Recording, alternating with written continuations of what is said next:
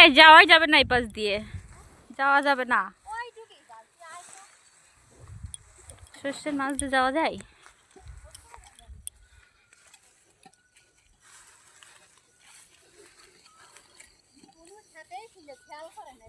না, মাথা নিচু করে কাজ করছিল না।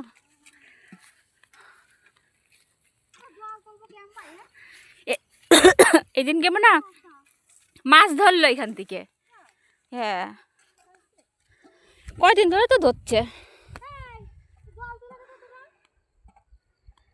এই পুকুর থেকে জল নেবে, বড়ি ভিজাবে।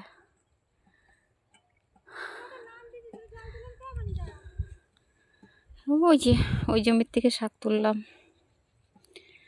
ওইখানটায় বাড়ি, এই যে মাঠ।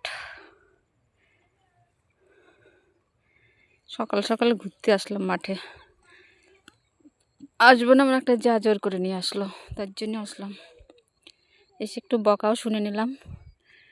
ওই জমির ওই লোকটা একটু বকা দিল, ওই যে শাক তুলছিলাম বলে।